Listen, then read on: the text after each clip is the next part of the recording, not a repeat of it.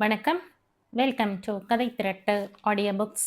இந்த வீடியோவில் நம்ம என்ன கதை கேட்க போகிறோம்னா, நீங்காத நினைவுகள் கதையின் நிறைவு பகுதி. நம்ம சேனலை இது வரைக்கும் சப்ஸ்கிரைப் பண்ணாதவங்க சப்ஸ்கிரைப் பண்ணுங்க. பக்கத்தில் இருக்கிற பெல் ஐக்கானை கிளிக் பண்ணி ஆல்ங்கிற ஆப்ஷனை ப்ரெஸ் பண்ணுங்க. ஸோ தட் நான் போடுற கதைகளை உடனுக்குடனே நீங்கள் கேட்கலாம். வாங்க கதைக்குள்ளே போகலாம். பெரியம்மா இப்பொழுதெல்லாம் வழக்கத்தை விட அதிகமாக தூங்கினாள். பொழுது வீணாவின் கையில் நிறையவே இருந்தது. சமயம் கிடைத்த போதெல்லாம் தோட்டத்தை சுற்றி பார்க்கலாம் என்கிற ஆர்வம் இப்பொழுது குறைந்து போன மாதிரி இருந்தது. ஜன்னல் வழியே குளத்தை பார்க்க கூட பயமாக இருந்தது. ரங்கனின் பீதி நிறைந்த விழிகள் எந்த மூலையில் இருந்தோ அவளை குற்றம் சாட்டின. என் நிலையை உணர்ந்தும் என்னை நீ காப்பாற்றவில்லை. தன்னளவில் இது மன்னிக்க முடியாத குற்றம் என்கிற உணர்வு நினைவை விட்டு அகல மறுத்தது. மனதில் ஏற்கனவே இருக்கும் பயங்கள் போதாதா? புதிதாக ஏன் கவலைகளை பயங்களை மனது சேகரித்துக் கொள்கிறது? புத்தகங்களிலும் மனது போகாமல் அவள் ஒவ்வொன்றாக பிரித்து பிரித்து மூடினாள். கொண்டே போட்டு விடுகிறீர்களா என்று கேட்டுக்கொண்டு வரும் சரோஜாவையும் காணோம். ஆச்சரியமாக இருந்தது சரோஜாவிடம் தென்பட்ட மாறுதல். அதைவிட அவளுடைய கணவன் மாறி வருகிறான் என்கிற விஷயம் நம்ப முடியாததாக இருந்தது. அவனுடைய ஆணவமும் திமிரும் மதர்த்த நடையும். அப்படிப்பட்ட ஒருவன் மாற முடியுமா? இந்த மாதிரி ஒரு ஆணிடம் எப்படி ஒருத்திக்கு அவ்வளவு ஈடுபாடு ஏற்பட முடியும்? ஒரு விஷயம் நீங்க புரிஞ்சுக்கல வீணா. நான் அவரை விரும்புறேன். புல்ஷிட். எப்படி சாத்தியம் அது? அவனிடம் என்ன தகுதி இருக்கிறது என்று விரும்புகிறார்கள்? கணவன் என்ற ஒரு பந்தத்திற்காகவா? இந்த மாதிரி பெண்கள் இன்னும் இருக்கிறார்கள். திடீரென்று ஒரு விஷயம் தாக்கிற்று. மற்ற எல்லோரையும் விட சாதுவாக இருக்கும் அந்த சரோஜாதான் கடைசியில் வெற்றி அடைந்திருக்கிறாள். கமலமும் சங்கரையும் சீதாவும் சாதிக்க முடியாததை இவள்தான் சாதித்திருக்கிறாள். தன்னலமில்லாத பிரியத்தினால் அண்ணனின் அகால மரணம் ஏற்படுத்திய அதிர்ச்சியோ, இல்லை இவளுடைய அபரிமிதமான அன்பு ஏற்படுத்திய நிகழ்ச்சியோ? அவன் மாறி வருகிறான். சீதாவுக்கும் சங்கரிக்கும் கமலத்திற்கும் ரோஷமும் சுய கௌரவமும் சுய பச்சாதாபமும் அதிகமாக இருக்க வேண்டும். நீ வந்தால் வா, நான் கெஞ்ச போவதில்லை என்கிற ரோஷம். வழி தேடிக்கொள்ள எனக்கு தெரியும் என்கிற அகங்காரம். ஒவ்வொருத்தியையும் ஒவ்வொரு பிசாசு ஆட்டுது. திடீரென்று ஏதோ பலத்த குரல் கேட்டது. சண்டை போடுகிற மாதிரி ஆக்ரோஷத்துடன் தடித்த வார்த்தைகளுடன். கேட்டுக்கு அந்தாண்ட போய் இந்த வீட்டில் நடக்கிறதையெல்லாம் சொல்றேனா இல்லையா பாரு. பெரிய மனுஷங்களா நீங்க? தோட்டமும் தொரவும் மாளிகையுமா இருந்தா பெரிய மனுஷனா ஆயிடுவியா நீ? அவள் சட்டென்று எழுந்து கதவை மெல்ல திறந்தாள். மாடி பால்கனி தெரிந்தது. அன்றைக்கு தோட்டத்தில் அவள் பார்த்த ஆள் ரங்கனின் அப்பா என்று சொல்லிக் கொண்டவன் நின்றிருந்தான். இன்னும் பயங்கரமாய் கண்ணங்கரையில் என்ற உருவத்தில் பரட்டை தலையாய் வெறித்த பார்வையாய் எந்த அறையையோ பார்த்தபடி கையையும் காலையும் அசைத்தபடி. யாருக்கு காது குத்துறீங்க? என்ன அக்கிரமம் பண்ணாலும் இந்த மாளிகையை விட்டு வெளியே ஏதும் போகாதுன்ற தைரியமோ? தற்கொலையாமில்ல தற்கொலை. அவன் எதுக்கு தற்கொலை செஞ்சுக்கணும்? என்ன குறையவனுக்கு? குளத்தை கண்டாலே பயப்படுறவன் எப்படி போனா அங்கேன்னு கேட்குறேன். அவளுக்கு அடி வயிற்றை கலக்கிற்று. சீதாவின் அறையை நோக்கி கத்துகிறான் என்பது புரிந்தது. எனக்கு பதில் தெரிஞ்சாகணும் இப்ப. அவன் அப்படி தன்னந்தனியாக கத்துவது ஆச்சரியமாக இருந்தது. அடுத்தாற்போல், நீ ரங்கனை குளத்துல விழ வச்சத நர்சம்மா பார்த்தாங்கன்னு சொல்லி விடுவானோ என்கிற பைத்தியக்காரத்தனமான பயம் அவளுள் எழுந்தது. ஹ, கதையா கட்டுறீங்க எல்லாரும்? எல்லாரும் எங்கே? இவனுடைய சாலி லொக்வி இன்னும் எத்தனை நேரத்துக்கு இருக்கும் என்று அவள் திகைக்கையில் திமு திமுவென்று 4 ஆட்கள் வந்தார்கள். விடுயா, தா விடுப்பா, எனக்கு இன்னைக்கு பதில் தெரிஞ்சாகணும். அவர்கள் பேசவே விடாமல் அவனை இழுத்து கொண்டு போனார்கள். வீணா கதவை சாத்தினாள். மனசில் லேசான பயம் ஏற்பட்டது. இவர்கள் அவனை என்ன செய்வார்கள்? குடி போதையில் ஏதோ உளறுகிறான் என்று சும்மா இருந்து விடுவார்களா? மாளிகையை விட்டு வெளியே போகா வண்ணம் அறைக்குள் அடைப்பார்களா? இல்லை, இவனுடைய இரைச்சல் எல்லாம் யாரையும் பாதிக்கப் போவதில்லை என்று அவள் நினைத்து கொண்டாள். கொஞ்ச நாட்கள் போனால் ரங்கனை பற்றியே இங்கு எல்லோரும் மறந்து போவார்கள். அவன் திடீரென்று ஒரு நாளைக்கு காரணம் இல்லாமல் செத்து போனதையும் 2 நாட்கள் கழித்து ஒருத்தன் அதற்கு காரணத்தை விளக்க முயன்றதையும் மறந்தே போவார்கள். சீதாவே மறந்து போவாள். வேளா வேளைக்கு சாப்பாடும் சொகுசான வாழ்வும் நினைவலைகளின் மீது ஒரு கனமான போர்வையை போர்த்தும். நீதி அநீதி போன்ற பெரிய வார்த்தைகளை பற்றி உழப்பிக் கொள்ளாத ஜனங்கள் இவர்கள். இந்த மாதிரி எத்தனை ரகசியங்களை எத்தனை மதிற் சுவர்கள் மறைக்கின்றன. திடீரென்று அவள் கண்களில் நீர் நிறைந்தது. நியாய தர்மத்தை பற்றி கவலைப்படுவதும் ஆராய்வதும் மிக அபத்தமான காரியமாக தோன்றியது. உன்னை மறைக்க ஒரு மதிற் சுவர் இருந்தால் நீ நிம்மதியாக உள்ளே பதுங்கி இருக்க மாட்டாயா என்கிற கேள்வி எழுந்தது. அவள் சட்டென்று தன்னை உசுப்பிக் கொண்டாள். எனக்கும் இவர்களுக்கும் நிறைய வித்தியாசம் இருக்கிறது என்று சொல்லிக் கொண்டாள். பெரியம்மா இன்னும் தூங்கிக் கொண்டிருந்தாள். டோபா மாத்திரையை அதிகரித்ததில் ஒன்றும் மாற்றம் இருந்ததாக தெரியவில்லை. பேச்சு வெகுவாக குறைந்துவிட்டது. பாத்ரூமுக்கு அழைத்து கொண்டு போவதே பெரிய பிரயத்தனமாக தோன்றியது. வீணாவுக்குள் ஒரு மெல்லிய சோகம் அழுந்திற்று. ஏதாவது புத்தகம் படிக்கலாம் என்று அவள் உட்கார்ந்தாள். புத்தகங்களை பார்த்ததும் மறுபடி குமாரின் நினைவு வந்தது. அவன் எந்த ஊருக்கோ போயிருப்பதாக வேணுகோபால் சொன்னது நினைவுக்கு வந்தது. எந்த ஊர்? ரங்காபுரம். எங்கே கேட்டிருக்கிறோம் அந்த பெயரை? நினைவுக்கு வரவில்லை. அவன் ஏதோ சொந்த விஷயமாக போயிருக்கலாம். நமக்கென்ன வந்தது என்று அவள் டிரைடனில் புத்தியை திருப்ப பார்த்தாள். திரும்ப மறுத்தது. அவன் தப்பா ஒன்றும் எழுதலையே, நிஜத்தை தானே எழுதியிருக்கான். அதரங்களில் புன்னகை அரும்பிற்று. கன்னங்களில் சூடு எரிச்சு. திடீரென்று பொறி தட்டினாற் போல இருந்தது. ரங்காபுரம் அந்த கிறுக்கன் இருக்கும் ஊர். அவன் அதில் எழுதியிருந்த விலாசத்தில்தான் அந்த பெயரை படித்திருக்கிறோம். அந்த ஊருக்கு எதற்கு குமார் போயிருக்கிறான் என்ற திகைப்பு ஏற்பட்டது. யோசிக்க யோசிக்க ஒரு சின்ன சஞ்சலமாக ஆரம்பித்து பயங்கரமாக பய அலைகளை பரிணமித்து மனசை வியாபித்தது. அங்கே என்ன காரியமாக போயிருப்பான்? அவள் பலவந்தமாக தன்னை கட்டுப்படுத்தி கொண்டாள். அவனுக்கு தெரிந்தவர்கள் யாராவது அங்கு இருக்கலாம். சொந்த அலுவலகமாக போயிருக்கலாம். எங்கே போனாலும் சொல்லிவிட்டு போகும் பழக்கம் உண்டே அவனிடம். இந்த தடவை ஏன் சொல்லவில்லை? ஓ ஷடப்! கதவை யாரோ தட்டினார்கள். அவள் தன்னை சுதாரித்து கொண்டு கதவை திறந்தாள். சீதா நின்றிருந்தாள். வீணா லேசாக அதிர்ந்தாள். சீதாவின் முகத்தில் 10 வயது கூடியிருந்தது. கண்களுக்கடியில் கருவட்டங்கள், உதட்டோரங்களில் கோடுகள். வாங்க, உடம்பு சரியில்லையா என்ன? சீதா பதில் சொல்லாமல் நேரே உள்ளே வந்தாள். நர்சம்மா, உங்ககிட்ட ஏதாவது தூக்க மாத்திரை இருக்கா? இல்லையே. சீதாவின் முகத்தில் ஒரு எரிச்சல் தெரிந்தது. அம்மாவுக்கு எதுவும் தூக்க மாத்திரை கொடுக்கறதில்ல? ஆஹா, அவங்க தான் மணிக்கணக்கா தூங்குறாங்களே, எதுக்கு தூக்க மாத்திரை வேற?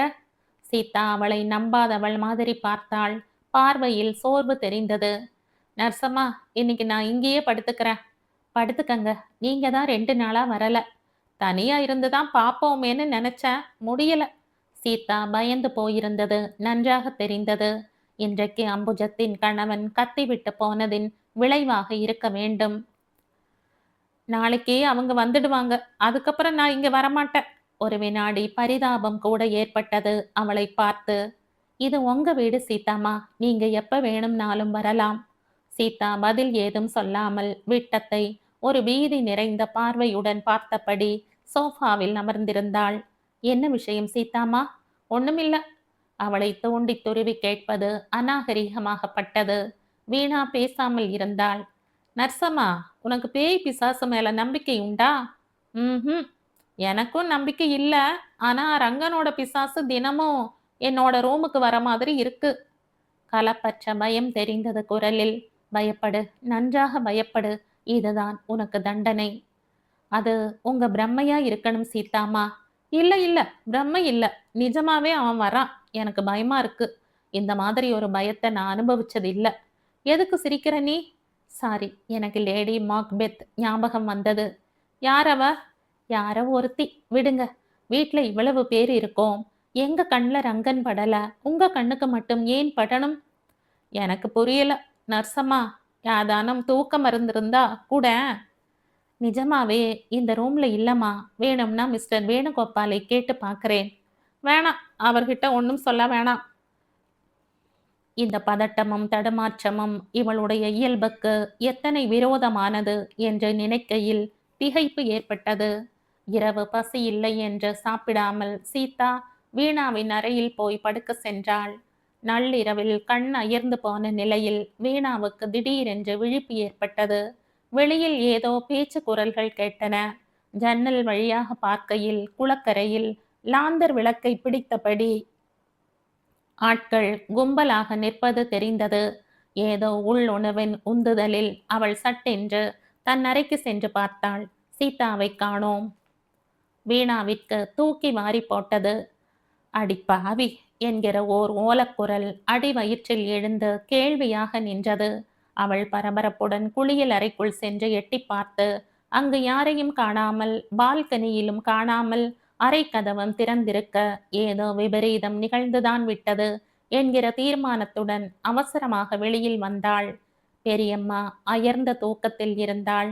வீணா வெளியில் தாழ்பால் போட்டு வராண்டாவில் ஓட்டமும் நடையுமாக நடந்து போவதற்குள் மனசு 100,000 கேள்விகளை கேட்டு குழம்பிற்று. மார்பு படபடத்து நெற்றியில் வியர்வை அரும்பிற்று.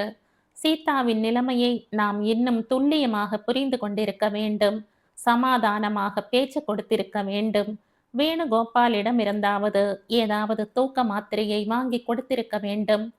எப்படி தூங்கி போனோம்? எப்படி இத்தனை கவனக்குறைவாக இருந்தோம்? வெட்ட வெளிக்கு வந்ததும் வியர்த்த முகத்தில் ஜில் என்ற காற்று பட்டது. இருட்டில் குளத்தை ஒட்டி நின்ற அந்த சின்ன கும்பல் லாந்தர் வெளிச்சத்தில் அமானுஷ்யமாக தெரிந்தது. வேணுகோபால் நின்றிருந்தார்.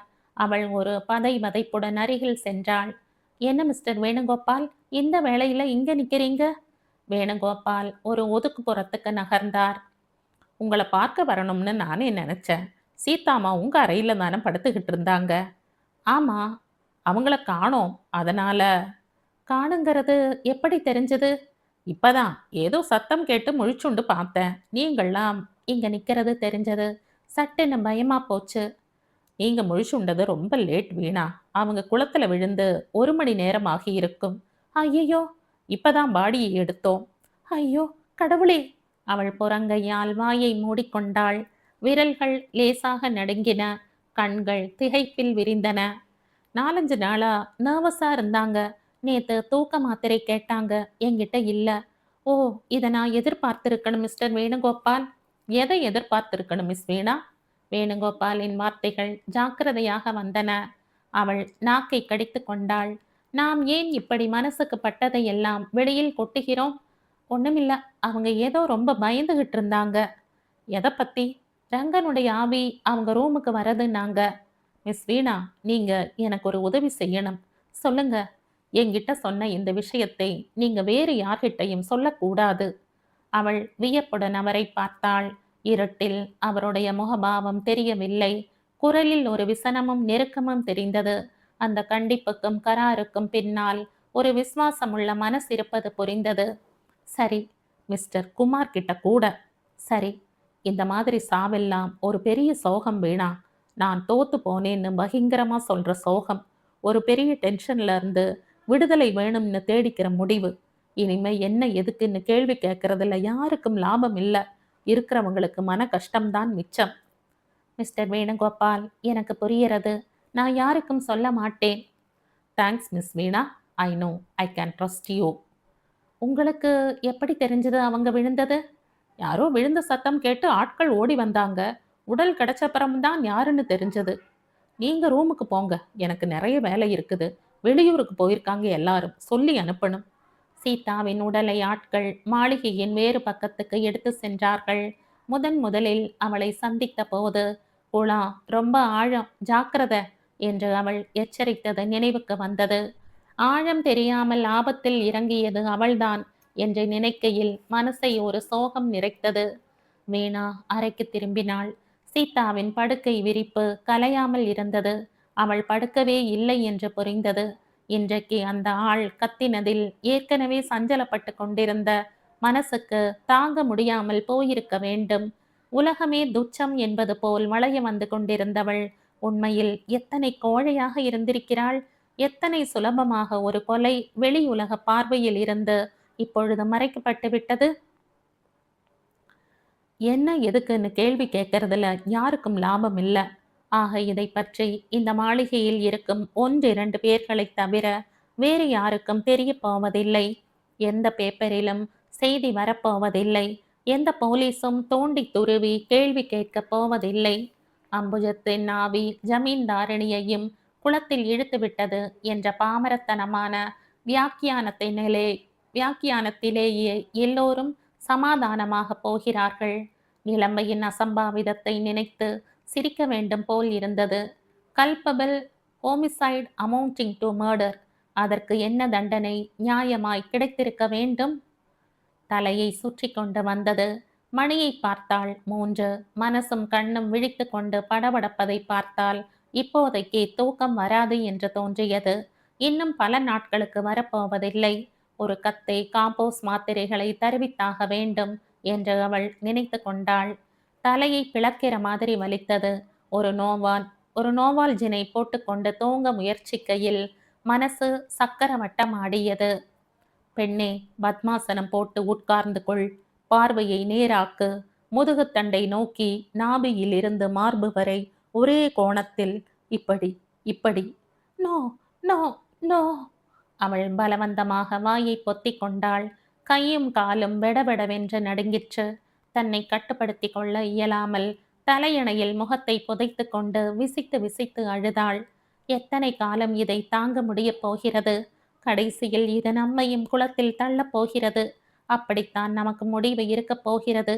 எல்லாம் முடிந்த பிறகு வேணுகோபால் மெத்தனமாக சொல்வார், இது ஒரு பெரிய சோகம். நான் தோற்று போனேன் என்று பகிரங்கமாய் ஒப்புக்கொள்ளும் சோகம். தோற்று போனேன், இதில் சந்தேகம் இல்லை. அவள் வெகு நேரம் சிந்தனையில் இருந்தாள். இதே ரீதியில் வெகு நாள் இருக்க முடியாது என்று தோன்றியது. நாம் இந்த மாதிரி பதுங்கிக் கொண்டு வெளி உலகத்திடம் உண்மையை சொல்லாமல் இருப்பது சமூக துரோகம் என்று கூட தோன்றியது. எப்படி சொல்வது? ஏன் உடனே தெரிவிக்காமல் ஓடி வந்தாய் என்றால் என்ன சொல்வது? பயம். பயம் என்னை விரட்டிற்று என்றால் ஒப்புக்கொள்வார்களா? நியாயத்தை சொல்ல என்ன பயம்? நிஜத்தை சொல்ல என்ன பயம்? ஓ, உங்களுக்கு புரியாது. என்னுடைய அன்றைய நிலை புரியாது. என்றைக்கு நடந்தது அது? ஞாபகத்துக்கே வரவில்லை. இங்கு இத்தனை நாட்களாக செய்த வாசத்தில் வேறு யுகத்துக்கே வந்துவிட்டது போல் இருந்தது. அவள் சட்டென்று எழுந்தாள். பெட்டியை திறந்து அடியில் அன்று ஒளித்து வைத்த பேப்பரின் ஒரு பக்கத்தை தேடினாள். அதை காணவில்லை. மேஜை மேலிருந்த பேப்பர் வெயிற்றை கையில் சுழற்றியபடியே சேகரை பார்த்தான். அவ சொன்னது சரிதான். அவன் ஒரு கிறுக்கன்தான். ஆனா உபயோகமான தகவல் கொடுத்தான். Out with it. அவ கனகாபுரத்துல நீ என்கிட்ட தெரிவிச்ச தேதியில வண்டி ஏறினாளாம். சேகர் லேசாக விசிலடித்தான். ரொம்ப பதட்டமான நிலையில ஏறினாளாம். கனகாபுரத்துக்கு போனையா? ஷியோர். குமாரின் முகத்தில் ஒரு சோர்வு தெரிந்தது.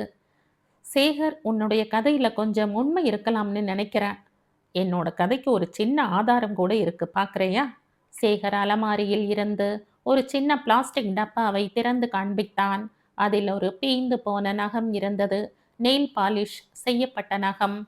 குமாரின் முகம் லேசாக இருண்டது. இது எங்க கிடைச்சது? சம்பவம் நடந்த இடத்துல. ஓ காட், நான் விசாரிச்ச மற்ற விஷயங்களும் பொருந்துறது. இது அவளோடதுதான், சந்தேகமே இல்லை. இத்தனை தூரம் நீயா இன்வெஸ்டிகேஷன்ல இறங்கி இருக்கிறது ஆச்சரியமா இருக்குது குமார். நீ லாயர் என்கிற காரணம் மட்டும் இருக்க முடியாது. குமார் ஆயாசத்துடன் சிரித்தான். உன்னுடைய யூகம் எப்பவும் சரியானது சேகர். ஓ நோ, இன்னைக்கே ஊருக்கு கிளம்பலாமா? நான் ரெடி. வீணாவுக்கு சற்று நேரம் ஒன்றும் புரியவில்லை. எங்கே போயிருக்கும் அந்த நியூஸ் பேப்பர் பக்கம் என்று திகைப்பாக இருந்தது. வந்த மறுநாளைக்கு அதை பார்த்தவுடன் பெட்டிக்கு அடியில் வைத்ததோடு சரி, பிறகு எடுக்கவில்லை. அதை யார் எடுத்திருப்பார்கள்? நினைக்க நினைக்க யாரோ வேண்டுமென்றே தன் பெட்டியை சோதனை செய்து அதை எடுத்து போயிருப்பார்கள் என்று தோன்றியது. சட்டென்று புரிந்தது. குமார் அவன்தான் செய்திருக்க வேண்டும். இதை போலீஸ் சிநேகிதன் ஏதாவது சந்தேகத்தை கிளப்பிவிட்டிருக்க வேண்டும். இல்லை சுயமாகவே அவனுக்கு நம்மேல் சந்தேகம் ஏற்பட்டிருக்க வேண்டும். இதற்குத்தான் அவன் ரங்காபுரம் போயிருக்கிறான். உடனுக்குடன் இதையெல்லாம் கிரகித்து கொண்டு புரிந்து கொள்ளாதது நம்முடைய முட்டாள்தனம். பிரம்மை பிடித்தவள் மாதிரி அவள் எதையும் சிந்திக்க கூட தோன்றாமல் விட்டத்தை கொட்ட கொட்ட பார்த்தபடி அமர்ந்திருந்தாள். மெல்ல மெல்ல புலன்கள் நிலைக்கு வருகையில் மனசில் ஒரு சோர்வு ஏற்பட்டது. அவனுக்கு விஷயங்களை தெரிந்து கொள்ள அதிக நேரமாகாது. தெரிந்து கொண்ட பிறகு என்ன நினைப்பான் நம்மை பற்றி? அதை பற்றி நினைக்கவே கஷ்டமாக இருந்தது. அந்த பிரக்ஞை தன்னுள் ஏற்படுத்தும் ஏமாற்றத்தை தாங்க முடியாது என்று தோன்றியது. பழசையெல்லாம் மறந்து ஒரு இனிய கனவை நாமாக மனசில் சிருஷ்டித்து கொண்டது நம்முடைய பிசகு. நம்முள் ஏற்பட்டிருக்கும் சலனத்தையும் அவனை பார்க்கும் போதெல்லாம் மனசில் பொங்கும் பிரவாகத்தையும் வெளியே சொன்னால் கேட்பவர்கள் கைகொட்டி சிரிப்பார்கள். இமைகளின் கோடியில் நின்ற கண்ணீர் துளிகளை அவள் துடைத்து கொண்டாள். அவனை பார்ப்பதற்கு இனிமேல் தனக்கு தெம்பிருக்காது என்று தனக்குள் சொல்லிக் கொண்டாள். அவன் வருவதற்குள் போய்விட வேண்டும். ஆரம்பத்திலிருந்தே தப்பு. பயந்து கொண்டு இங்கு ஓடி வந்ததே தப்பு. கால்கள் மட்டும் இங்கே பின்னிக் கொள்ளவில்லை, இப்போது மனசே பின்னிக் கொண்டு விட்டது. அதை பலவந்தமாக வெளியே இழுத்தாக வேண்டும்.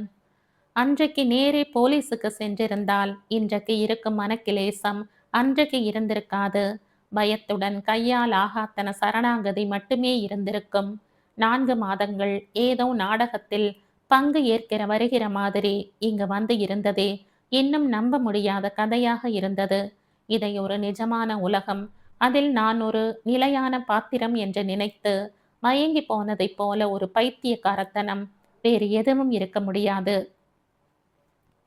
It is never too late. இங்கிருந்து கிளம்பி நேரே போக வேண்டியதுதான், வேறு வழி இல்லை. பொழுது புலர்வதற்குள் அவள் ஒரு தீர்மானத்துக்கு வந்தாள்.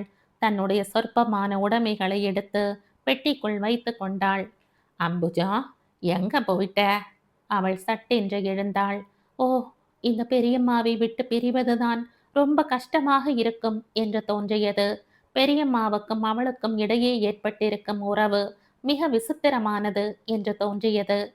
இங்கதான் இருக்கும் பெரியம்மா, என்ன வேணும்? ஒன்றும் வேண்டாம், நீ கோபிச்சுக்கிட்டு போயிட்டியோன்னு நினைச்சேன். மனசு லேசாக குலுங்கிற்று. எனக்கு என்ன கோபம்? கோபம் இல்லைன்னா வருத்தம். எதுக்கு? இன்றைக்கு சாவகாசமாக பெரியம்மாவிடம் பேசிக்கொண்டிருந்தால் நேரம் பறந்துவிடும் என்கிற பதைப்புடன் அவள் பெரியம்மாவை பாத்ரூமுக்கு அழைத்து போக ஆயத்தப்படுத்தினாள். உன்னை நான் கோபிச்சிட்டதுக்கு. அதெல்லாம் எனக்கு மறந்தே போச்சு பெரியம்மா. வருத்தப்படுறதுக்கெல்லாம் எனக்கு உரிமை கிடையாது. பெரியம்மா மிக மிக நிதானத்துடன் நடந்தாள். இடையில் நின்று மெல்ல சொன்னாள். யாருக்குமே கிடையாதுடி அம்புஜா. இனிமே என்ன பண்ண போறேன்னு தெரியுமா? கண்ணையும் காதையும் மூடிக்க போற, வாயை பொத்திக்க போற. பெரியம்மா இதையெல்லாம் சுயமாக செய்யாமலேயே வெகு விரைவில் இந்த உறுப்புகள் எல்லாம் முடங்கப் போகின்றன என்று நினைக்கையில் கஷ்டமாக இருந்தது.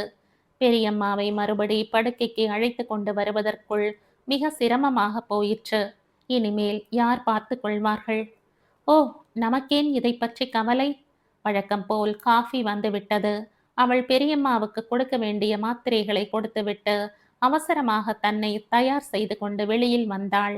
பழகிவிட்ட வேகத்தோடு அவள் மாளிகையின் உள்ளறைகளை தாண்டி கொண்டு சென்றாள்.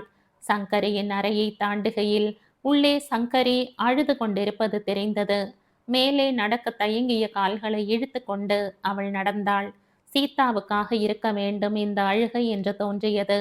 வார்த்தைகளில் அத்தனை வெறுப்பை உமிழ்பவள் வாஸ்தவத்தில் இளகிய மனசுடையவள்தான் என்று நினைக்கையில் இந்த வீட்டவர்கள் எத்தனை விசித்திரமான அசாதாரண மனிதர்கள் என்று தோன்றியது.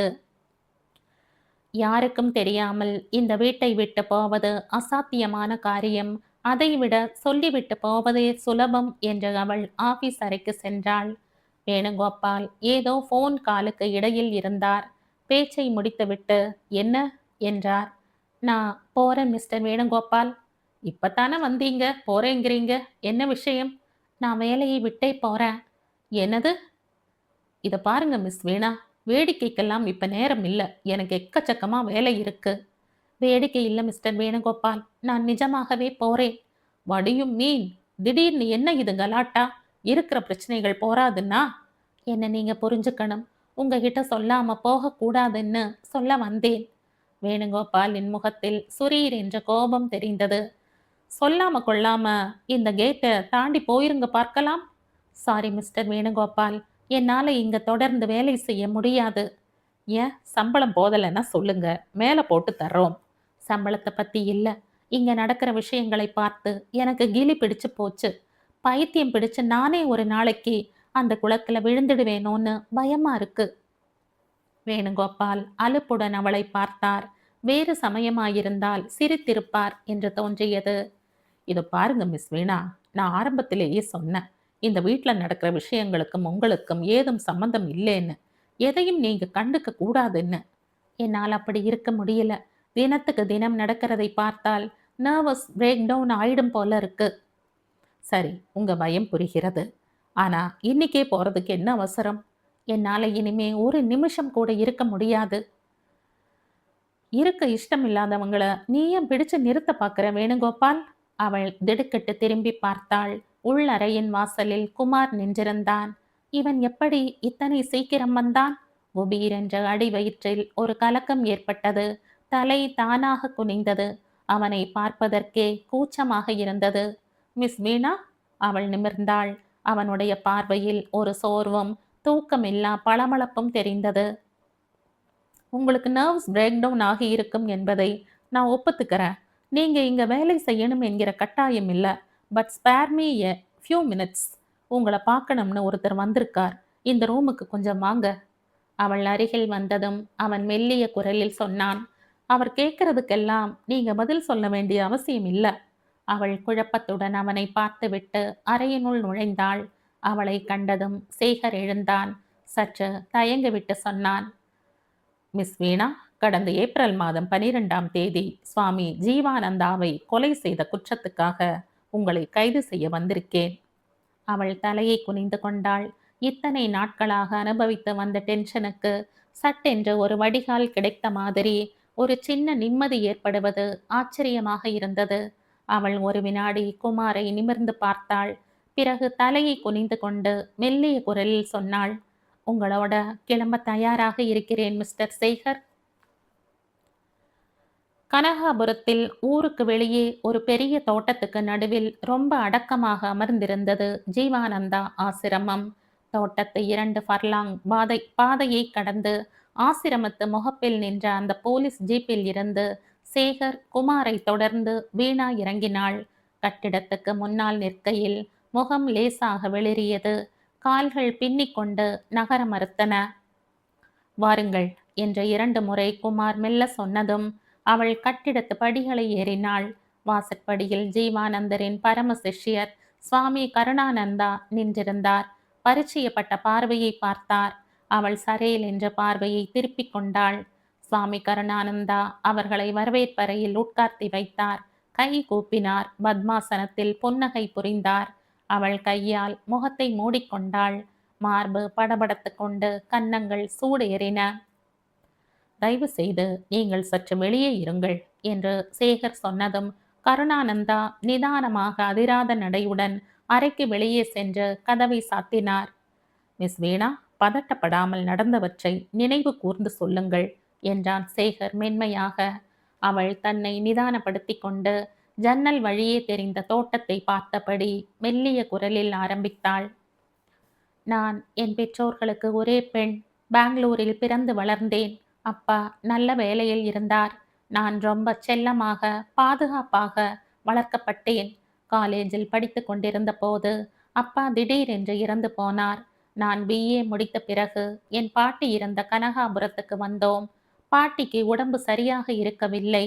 அப்பா இறந்ததிலிருந்து அம்மாவுக்கு ஒரு பலவீனம். சந்நியாசி உடையில் யாரை கண்டாலும் போய் விழுகிற பலவீனம். அம்மா தான் பார்க்கும் சந்நியாசிகளிடமிருந்து பாட்டிக்கு பிரசாதம் வாங்கி வருவாள். இப்படித்தான் கனகாபுரத்து ஜீவானந்தா சுவாமியுடன் அவளுக்கு தொடர்பு ஏற்பட்டது. பாட்டி இறந்து போன கையோடு ஒரு நாள் திடீரென்று அம்மா ஹார்ட் அட்டாக்கில் இறந்து போனாள். எனக்கு பெரிய அதிர்ச்சியாக இருந்தது அது. நெருங்கிய உறவினர்கள் யாரும் இல்லை. ஏதாவது வேலையில் சேர்ந்தால்தான் நான் கால் ஊன்றி நிற்க முடியும் என்று எனக்கு புரிந்தது. வேலை தேட ஆரம்பித்தேன். அப்போதுதான் உலகம் மெல்ல மெல்ல புரிய ஆரம்பித்தது. தனியாக ஒரு இளம்பெண் இருப்பது எத்தனை ஆபத்தானது என்று புரிந்தது. என்னுடைய ஆதரவற்ற நிலையை ஆண்கள் உபயோகித்துக் கொள்ள பார்த்தார்கள். நாள் செல்ல செல்ல என் மனசில் தீவிர தீர்மானம் ஏற்பட்டது. இவர்களுடைய திமிருக்கு அடிபணிந்து போகாமல் என்னை காத்து கொள்ள வேண்டியது மிக மிக அவசியமான காரியம் என்கிற தீர்மானம். எந்த வேலையிலும் ஸ்திரமாக இருக்க முடியவில்லை. சோர்ந்து போன மனநிலையில் சுவாமி ஜீவானந்தாவை பார்க்க ஒரு நாள் வந்தேன். சுவாமி ஜீவானந்தா ரொம்ப கருணையோடு என்னை விசாரித்தார். வேலை இல்லை என்று கவலைப்படாதே. இந்த ஆசிரமத்தில் நீ ரிசப்ஷனிஸ்டாக இருக்கலாம். ஆசிரமத்திலேயே நீ தங்கலாம் என்றார். எத்தனை கருணை உள்ளம் இவருக்கு என்று நான் திக்கு முக்காடி போனேன்.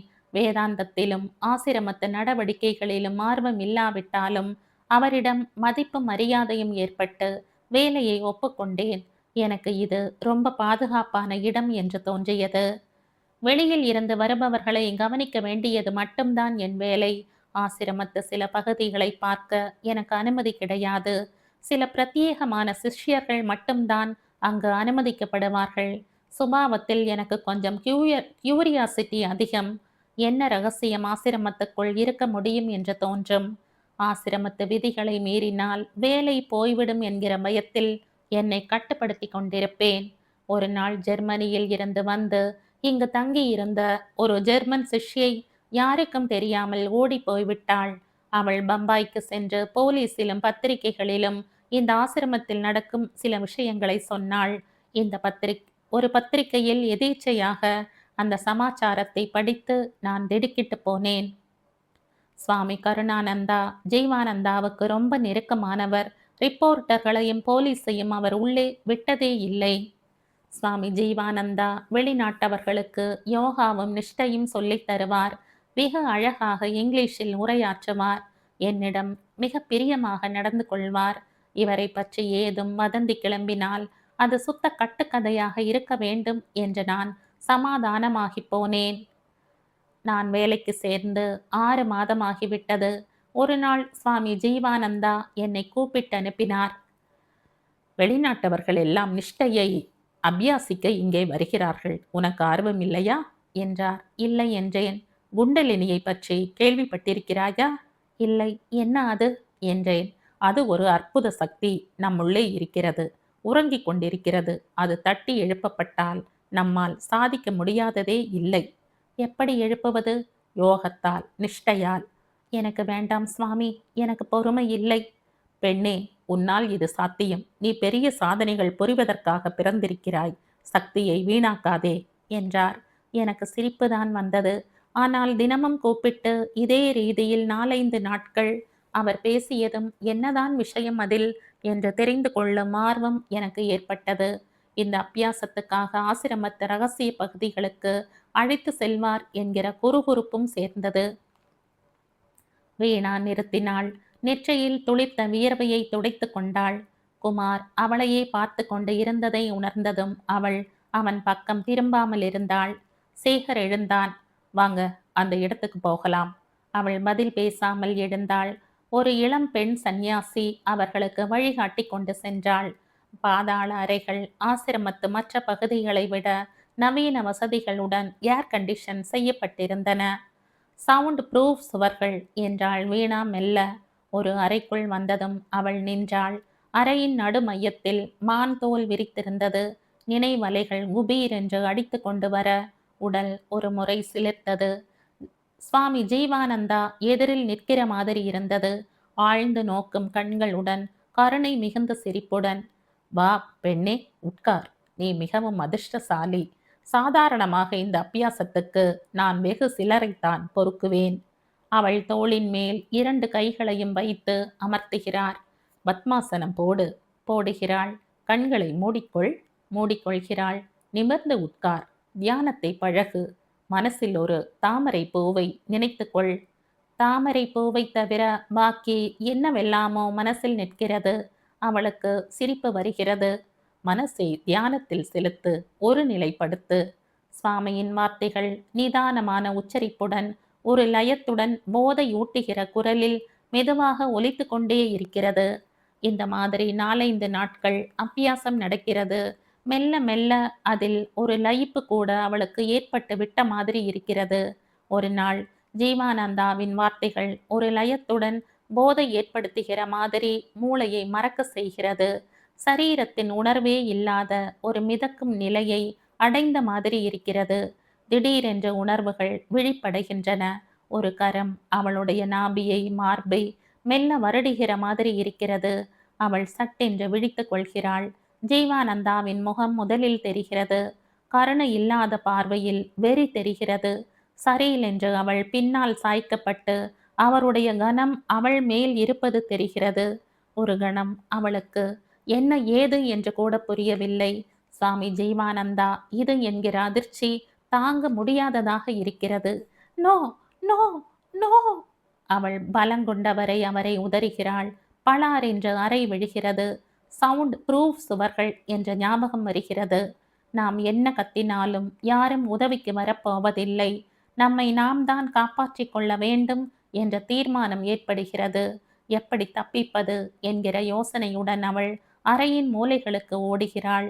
ஜீவானந்தா ஒரு சிறுத்தையின் வேகத்தோடு முன்னேறி அவளை பிடிக்கிறார். இந்த காரியத்தை அவர் எத்தனையோ முறை செய்திருப்பார் என்று தோன்றுகிறது. அவள் அதிர்ந்து போய் கூர்மையான நகங்களால் ஒரு அசுரத்தனத்துடன், எவ்வளவு பெரிய வேஷதாரி நீ என்கிற ஆக்ரோஷத்துடன், நீயா நீயா என்கிற ஆத்திரத்துடன் அவர் உடலை கீறுகிறாள். கழுத்தை நெரிக்கிறாள். அவளுடைய மணிக்கட்டை அவரது வலுவான கரங்கள் பிடிக்கையில், ஓ, இவரை எப்படி சமாளிக்கப் போகிறோம் என்று அவள் பீதியில் திகைக்கையில் அறை மூலையில் அவள் உடல் சாய்ந்திருந்த உயர்ந்த மேஜை மேலிருந்து ஒரு பெரிய சத்தத்துடன் ஏதோ ஜீவானந்தாவின் தலையில் விழுகிறது. அவள் நம்ப முடியாத அதிர்ச்சியுடன் சரியும் அவர் உடலை பார்க்கிறாள். ஒரு வெண்கல பூச்சாடி விழுந்திருக்கிறது. அவள் அதை எடுத்து பார்க்கையில் ஜீவானந்தா இறந்து விட்டார் என்ற உணர்வு திடீரென்று தாக்கி பீதியை கிளப்பி, ஓடு, இங்கிருந்து ஓடு என்று விரட்டுகிறது. போலீஸ் ஹெட் குவார்ட்டர்ஸில் சேகர் தன் நாற்காலியில் வந்து அமர்ந்து கொண்டான். எதிரில் உட்கார்ந்திருந்த குமாரை பார்த்து, இப்போ தூங்குறாங்க என்றான். ஒரு காம்போஸ் ஷாட் கொடுக்க சொன்னேன். குட், ரெஸ்ட் எடுத்துக்கிட்டும். This is a perfect case of culpable homicide not amounting to murder. தற்காப்பின் போது தற்செயலா நிகழ்ந்த மரணம்னு நல்லா தெரியுது. இபிகோ 304. அதை பற்றி சந்தேகமே இல்லை. இந்த ஆசிரமத்தை பற்றி கொஞ்ச நாளா பராபரியா புகார் வந்துட்டு இருக்கு. இந்த கேஸுனால எல்லாம் வெளியில வரட்டும். Veena will be acquitted on the basis of private defence. Benefit of doubt இருக்கவே செய்து. அந்த மேஜையை நான் கவனிச்சேன். ரொம்ப உயரம். அது மேலே இருந்த ஜாடி வீணாவுக்கு எட்டாது. தானாத்தான் அது விழுந்திருக்கணும். அந்த ஜாடியில் அவளோட கை ரேகை இருக்கேன்னு முதல்ல யோசித்தேன்.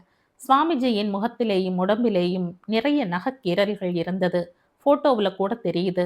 சம்பவம் நடந்த உடனே வீணா ரிப்போர்ட் செஞ்சிருந்தா பெட்டராக இருந்திருக்கும். பாதுகாப்பாக வளர்ந்தவங்க கொலை செஞ்சிட்டோம் என்கிற அதிர்ச்சியில் பயந்து ஓடி இருக்காங்க. அப்படி ஓடினது ஒரு விஷயத்துல நல்லது சேகர். சேகர் அவனை கூர்மையாக பார்த்தான். Are you still serious?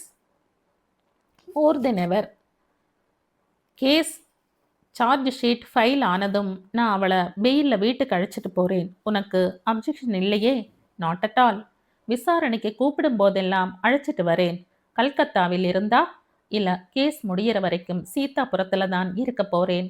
அதுக்கப்புறம் அம்மாவையும் அழைச்சிக்கிட்டு கல்கத்தாவுக்கு போகணும். That's better. Wish you all the best. அந்த பெரிய இரும்பு கேட் பெருத்த சத்தத்துடன் திறந்தது. வீணாவின் அருகில் காரில் உட்கார்ந்திருந்த குமாரை பார்த்து காவல்காரன் விரைப்புடன் சல்யூட் அடித்தான். நடைபாதையில் ரங்கன் ஓடி வருகிற மாதிரி இருந்தது. வீணாவுக்கு உடல் சிலிர்த்தது. என்ன? ஒண்ணுமில்ல. ரங்கனோட ஞாபகம் வந்தது. வீணா, நீ இனிமே பழசையெல்லாம் மறந்துடணும். ஜே கிருஷ்ணமூர்த்தி பாஷையில மனசை டீகண்டிஷன் பண்ணிக்கணும். சாத்தியமா அது? திகைப்பாக இருந்தது. இவனை நினைக்கையிலும் திகைப்பு ஏற்பட்டது. நீதிமன்றத்து விசாரணை கூண்டில் நிற்பவளை எப்படி ஏற்க துணிந்தான்? குமார், எனக்கு விடுதலை நிச்சயமாக கிடைக்குமா? கோர்ட் கொடுத்துடும். ஆனா பழைய நினைவுகளிலிருந்து நீயே தான் விடுதலை அடையணும். அவள் ஒரு தயக்கத்துடன் கேட்டாள். குமார், இங்க எல்லாருக்கும் என்னை பத்தி விஷயம் தெரியுமா? ம்ஹும், மெல்ல சொல்லிக்கலாம். வேணுகோபாலுக்கு தெரியும். அவனுக்கும் லேட்டஸ்ட் நியூஸ் தெரியாது. வேணுகோபால் வராண்டாவில் நின்றிருந்தார். மீட் மை வைஃப் வீணா என்றான் குமார். வேணுகோபாலின் புருவங்கள் உயர்ந்தன. புரியல. கோர்ட் பெர்மிஷனோட கல்யாணம் செய்துகிட்டு வந்திருக்கேன். Congratulate us man. Congratulate us man. Congratulations. Veena, இவனும் என்னோட ரிஷி வாலியில படிச்சவன். ஓ. அவர்கள் பெரியம்மாவின் அறைக்கு போவதற்குள் விஷயம் தெரிந்து சங்கரி வந்தாள். முகத்தில் புதிதாக கனிவு தெரிந்தது. எனக்கு ரொம்ப சந்தோஷம் வீணா என்றாள் மெல்ல. சங்கரியை பார்த்ததும் சுவாமி கருணானந்தாவின் நினைவு வந்தது. அவரை அழைத்து கொண்டு இங்கு சங்கரி வந்திறங்கியது நினைவுக்கு வந்தது. அவருடைய சுயரூபத்தை பற்றி இவளுக்கு தெரிவிக்க வேண்டும். மெல்ல புது தினசு கொண்டையில் பெரியம்மாவின் அறையில் நின்றிருந்த சரோஜாவின் முகத்தில் மகிழ்ச்சி தெரிந்தது. குழந்தைத்தனம் குறைந்திருந்தது. குமார் இருக்கிறான் என்கிற கூச்சத்தில் ஏதும் பேசாமல் வீணாவை பார்த்து புன்னகைத்தாள். பெரியம்மா சாய்வு நாற்காலியில் வழக்கமான வெற்று புன்னகையுடன் உட்கார்ந்திருந்தாள். அம்மா, வீணாவை அழைச்சுக்கிட்டு வந்திருக்க என்றான் குமார். பேரைய மாத்தி சொல்ற? அம்புஜம் தானே இது. வா அம்புஜா, உனக்காகத்தான் காத்துக்கிட்டு இருக்கேன். இன்னைக்கு சரபோஜி மகாராஜா சாப்பிட வரார். ஞாபகம் இருக்கா? இருக்கு பெரியம்மா என்றாள் வீணா புன்னகையுடன்.